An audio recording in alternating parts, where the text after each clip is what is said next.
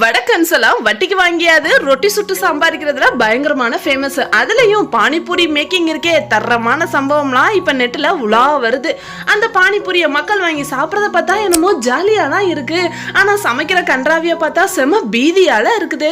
அப்படி இந்த ஸ்ட்ரீட் ஃபுட்ல எல்லாம் செம டேஸ்டியான ஒரு சூப்பரான ரெசிபிஸ் கைவசம் இருந்தாலும் சுத்தமாவே செய்ய மாட்டாங்க. நம்ம வீட்லயே இன்னைக்கு அதை எப்படி செய்யறதுன்னு பார்க்கலாம். இன்னைக்கு அப்படி ஒரு சூப்பரான ரொட்டி வச்சு ஒரு ஸ்டஃப்டு ரோல் தான் செய்ய போறோம். இது நல்ல ஒரு சூப்பரான ஸ்ட்ரீட் ஃபுட் ரெசிபி. இதெல்லாம் பார்க்கறதுக்கு முன்னாடி மெட்ரோஸோட பெல் ஐகானை போய் லைட்டா தட்டிட்டு வந்துருங்க. அதுக்கு முன்னாடி எல்லாருக்கும் ஒரு வணக்கத்தை பற்றலாம். வணக்கம் நண்பர்களே, மலரட்டும் புன்சிரிப்பு, வாழ்க வையகம். இன்னைக்கு மெட்ரோஸ்ல ஒரு சூப்பரான ஸ்ட்ரீட் ஃபுட் ரெசிபி, அதுலயும் ஸ்டஃப்டு ரோல் பார்க்க போறோம். சூப்பரான இந்த ஸ்டஃபிங் பத்தி பார்க்கறதுக்கு முன்னாடி நம்ம ரொட்டி எல்லாம் தேய்ச்சி ஒன்று ஒன்றா எடுத்து வச்சுக்கலாம். இதுக்கு ரெகுலரா செய்யக்கூடிய கோதுமை மாவு சப்பாத்தி தான் நான் எடுத்திருக்கேன். ஆக்சுவலா இதுக்கு மைதா மாவுல ரொட்டி செஞ்சு வைக்கணும். நமக்கு மைதா செட் ஆகாது.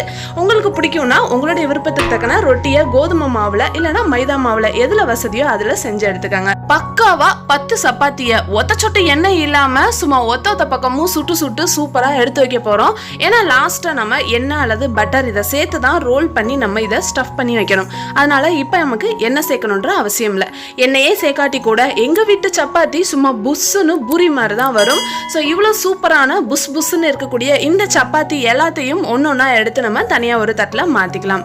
இதுக்கப்புறமா உங்களுக்கு பிடிச்சமான ஏதாவது ஒரு பிராண்ட்ல இருக்கக்கூடிய நீங்க சீஸ் எடுத்துக்கோங்க. ஸோ அது வந்துட்டு உங்களுக்கு நல்ல ஒரு ரூம் டெம்பரேச்சர்ல இருக்கணும். நீங்க ஃப்ரீசர்லயோ அல்லது மில்க் ட்ரேலயோ வச்சிருந்தீங்கன்னா எடுத்து கொஞ்ச நேரம் வெளியே வச்சிருங்க.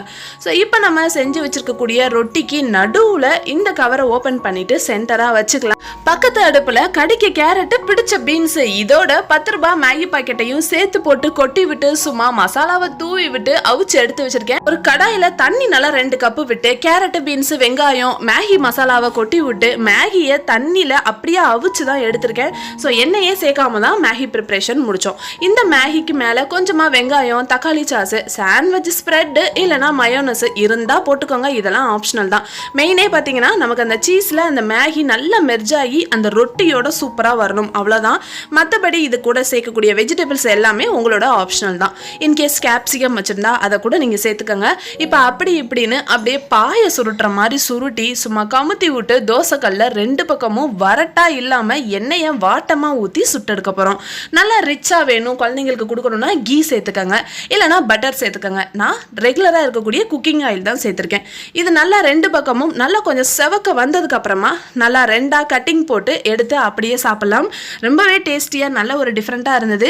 இந்த ஸ்ட்ரீட் ஃபுட்டு என்னவோ தெரியல ரொம்பவே ஃபேமஸா வடக்கன்ஸ் எல்லாம் சாப்பிட்றாங்க. ஸோ என்னதான் வெளியில வாங்கி சாப்பிட்டாலும் வீட்டில் கண்ணுக்கு நேராக சுத்தபத்தமாக செஞ்சு சாப்பிட்டாதான் அப்படி இப்படின்னு மனசும் ஆறுதலாக இருக்கு.